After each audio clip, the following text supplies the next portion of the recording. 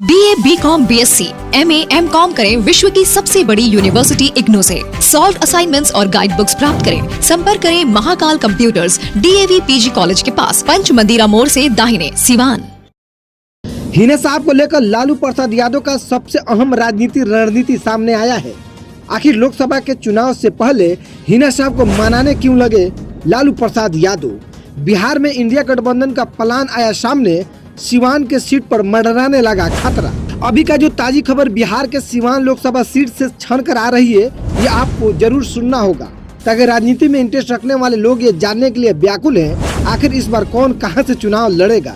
इसी संदर्भ में आज मेरे विश्वसनीय सूत्रों के मुताबिक जो खबर आई है, उसमें ये साफ कहा गया है कि लालू प्रसाद यादव हिना साहब को मान मनोवल में लग गए हैं।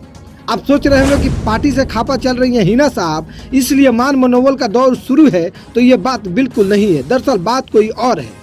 सिवान लोकसभा की जो सीट है, कई दशक से राजद का दबदबा रहा था, और वर्तमान की बात की जाए तो इंडिया गठबंधन के साथ ही जदयू के यहाँ से सांसद कविता सिंह है।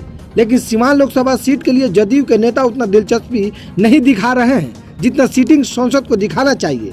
वहीं इस बार सिवान लोकसभा की सीट लालू प्रसाद यादव त्यागने के चक्कर में है। यही कारण है कि हिना साहब को मनाया जा रहा है कि आप इस बार बैठ जाइए, इस बार लोकसभा के चुनाव न लड़िए। लेकिन बड़ा सवाल ये खड़ा होता है कि जब राजद त्याग रही है और जदयू दिलचस्पी दिखाई नहीं रही है, तो फिर चुनाव कौन लड़ेगा इंडिया गठबंधन के उम्मीदवार के तौर पर?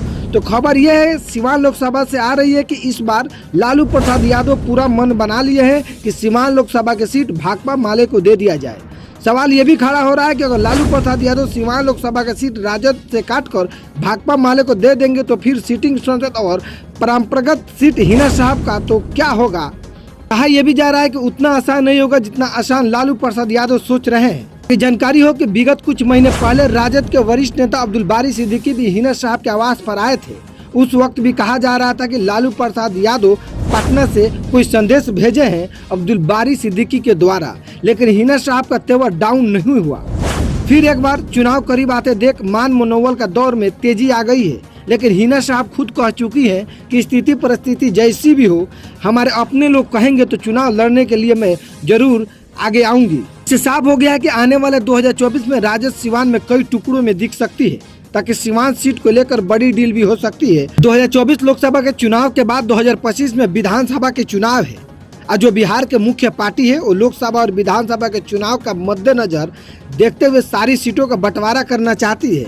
इधर सिवान में जो रणनीति बनाने की कोशिश लालू प्रसाद यादव कर रहे हैं, इसमें राजनीति मायने में कामयाब नहीं हो पाएंगे, क्योंकि कविता सिंह भी सीटिंग सांसद है, ये भी नहीं चाहेंगे कि टिकट कटे। वहीं हिना साहब के साथ जो राजनीतिक तौर पर राजद दुर्व्यवहार किया है, वो भी तो सार्वजनिक है। खैर, बने रहिए हमारे साथ, राजनीतिक खबरों से हम आपको रूबरू कराते रहेंगे। अगर हमारे इस वीडियो को आप फेसबुक पर देख रहे हैं तो शेयर कीजिए, यूट्यूब पर देख रहे हैं तो हमारे चैनल को सब्सक्राइब कीजिए।